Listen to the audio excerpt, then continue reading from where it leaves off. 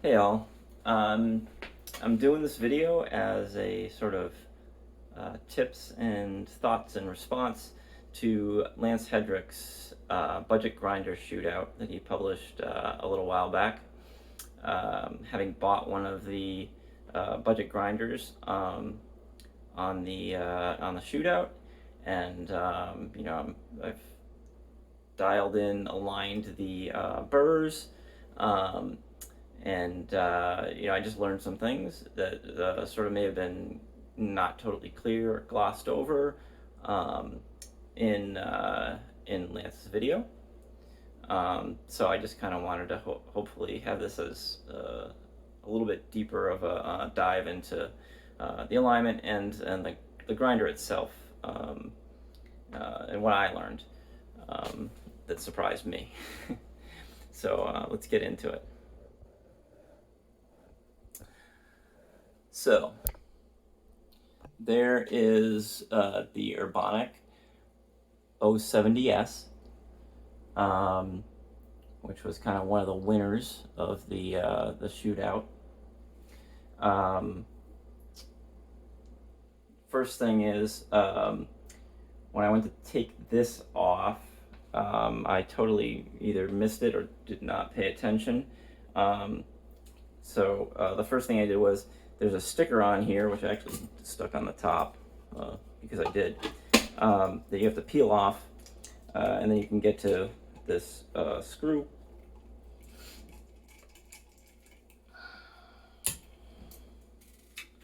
And then you can kind of pry this out.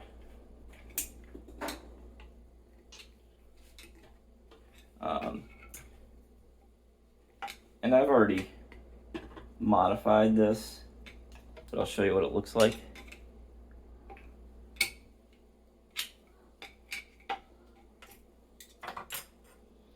So one of these little guys was bent in here as a stop, and there was a pin. If you pull this off, basically you unscrew the entire thing.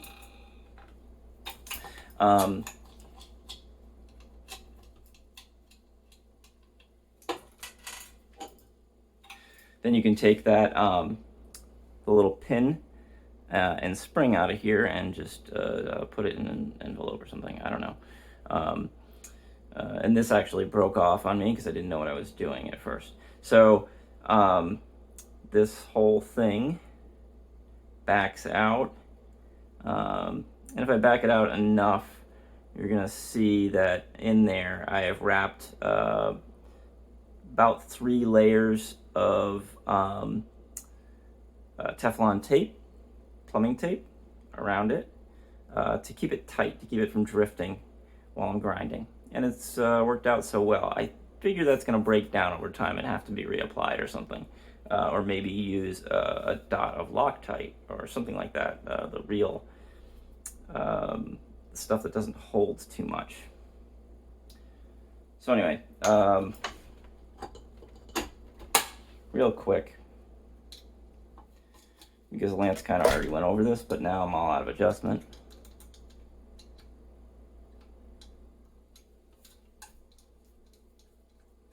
Make sure that's tight, aligned. Turn it on, it kind of lurches, which is alarming every time.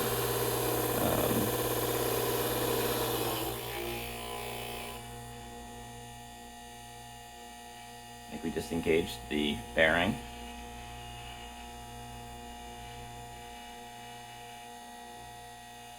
I really should have paid more attention to where it was. That was a bad noise, but it's still just the outside edge. So there's where we're at.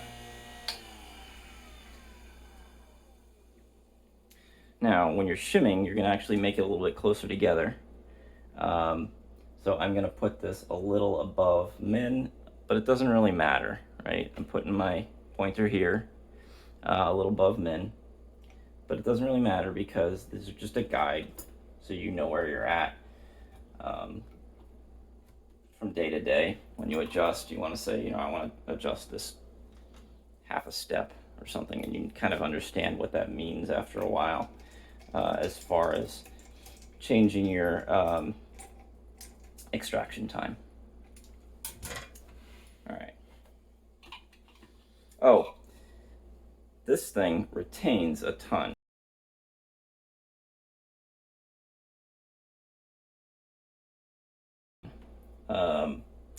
I do have the bellows on the way from China, AliExpress. They were $40. That seemed overpriced for something on AliExpress. But yeah, hopefully the bellows will do a lot as far as alleviating the retention problem. There is this thing here, and I have never really understood quite what the heck it was for. There's one sort of like that on my Sette, but I took the top off the Sette, and I just have a tiny single dose hopper. But what I use it for is, once the beans are in and I start grinding, once they've dipped below here, I throw that closed, and they don't popcorn out, because otherwise they will popcorn out, the little pieces of the grounds. It would probably be better with a dimmer motor to go slower and just kind of stuff wouldn't fly around so much. Anyway, so that's what I'm doing for now until I get the hopper.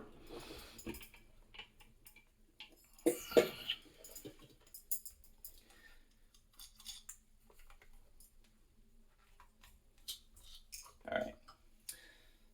So I've already aligned this once with, you know, the little foil shims. These are my original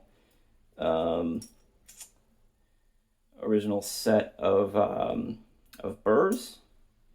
They were okay. I actually got some really great pulls out of it. I'm using this for espresso only, really, because it's basically what I drink.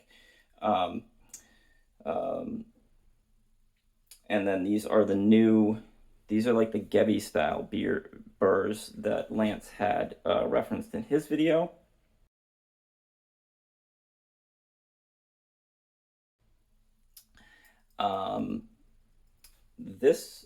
The Urbanic took, I think, 4 days to get here from Korea. These burrs just came in the other day, and they took about a month. So that was shocking. And then the single dose hopper is also going to take about a month, it seems. So that was interesting. Long time to wait with what we hope will be a good machine at the end of the day. So here's one thing I learned. Use your dry erase marker to coat the burrs so you can see what's high or low. You want to, and this is just a little tip, but like you want to go around in this direction, not into the blades, because if you do it into the blades, you're going to get ink in the blade, and it's a lot harder to get out. That's just an annoyance, okay? So that is a little tip for me. You don't want to be grinding your coffee, grinding ink into your coffee of any kind. Other things I learned is that when you're, what I did was originally I, cut these little shims. Oops, there goes that one. Cut these little shims. Right, and I'd be like, all right, 2 pieces folded over is 1 shim.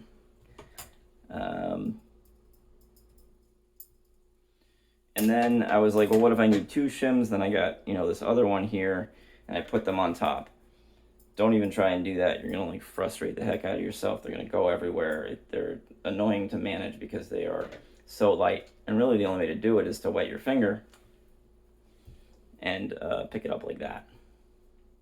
So just, get a longer piece. And if you need, double this, if you need 4, then you just get it long enough to do 4. You do 4 folds, put that in. Another thing that I learned is when you're shimming it, and say this is your high spot, right? So you want to shim across from it. you don't want to bend this thing or flex it or anything like that. So what you want to do is, if this is your high spot and you're going to put shims here, if you end up with like a 4 folded shim here, fill in with 2 folded shims here and here, just help support it where it goes down to 0 here. So then it's 0, 2, 4 on your high side, if that makes any sense.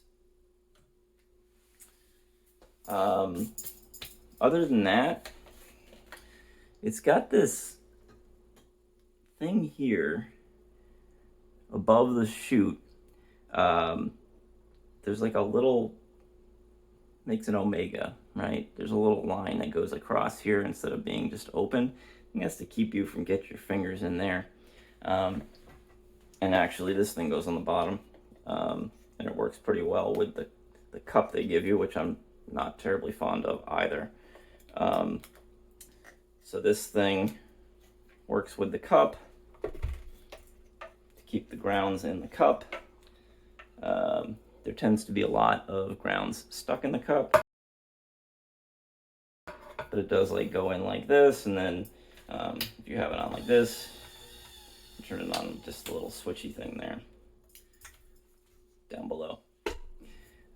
Not at all fond of this, so I'm getting a dosing cup, which I think will fit these prongs, but I'm not sure, even if I have to dose just into that. Dosing directly into the portafilter with this was a little dodgy as well. The portafilter was very tight in here. Wasn't a big fan of that. So I may cut that little piece out and just not stick my fingers in there. I think that might be the solution. All right. I think that's all I got. If I think of anything else, then I'll add this, and it'll probably be from a different camera angle. Thank you so much for watching, and I hope you have a nice day.